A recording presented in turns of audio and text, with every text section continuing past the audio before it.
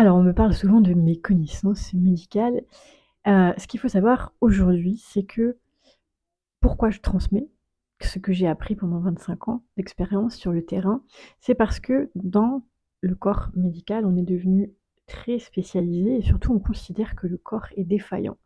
Or, sur le terrain, je n'ai pu constater qu'une chose, c'est que le corps n'est pas défaillant et qu'on ne le connaît pas. Et que donc si on s'intéresse à la physiologie du vivant et à la physiologie individuelle, là, les choses commencent à faire du sens versus quand on considère que le corps est défaillant. Ça fait pas de sens de se dire que on a tiré le bon lot ou le mauvais lot à la loterie concernant notre santé, ça n'est pas possible. J'ai entendu ça maintes fois pour le poids, hein. Cette personne a un bon métabolisme, youhou! Génial, tant mieux pour elle. Ou cette personne a un mauvais métabolisme. Pas du tout.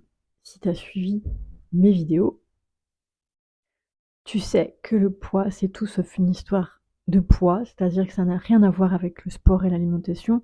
Ça, ce sont des choses qui ont été constatées sur le postulat que le corps est défaillant et que donc il va garder du gras pour je ne sais quelle raison, parce qu'il est défaillant. Donc il va falloir le priver de calories ou lui en faire consommer.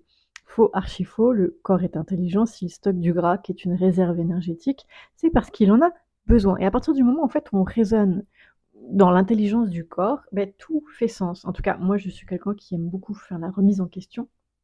D'ailleurs, c'est comme ça que j'avance. Pour l'instant, à chaque fois, c'est toujours l'intelligence du corps qui permet d'expliquer les «dysfonctionnements» entre guillemets, les symptômes et cetera et surtout, dans cette compréhension-là, qui permet un retour à l'équilibre. Et c'est pour ça que je pense que c'est important qu'aujourd'hui, chacun puisse avoir des compréhensions. Alors on n'est pas là pour devenir, médecin ou scientifique, mais pour comprendre simplement son corps, comment il fonctionne et surtout pour comprendre qu'il y a des différences individuelles. Ça aussi, c'est un autre problème aujourd'hui, c'est qu'on veut qu'il y ait une recette magique. Donc genre, il y a une alimentation qui est bonne, il y a une manière de faire, il y a la technique magique et en fait ça va à l'encontre du fait que les individus sont tous différents.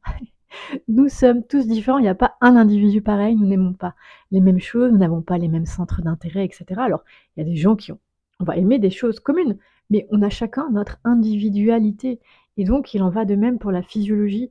Ce que l'on comprend pas, c'est que notre individualité, elle n'est pas quelque chose d'extraterrestre, indépendant de notre corps, elle fait partie du corps.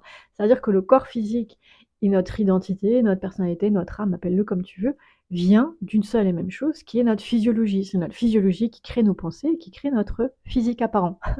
Voilà, et lorsqu'on le raisonne comme ça, eh bien, on trouve plein de solutions là où il n'y avait que des problèmes.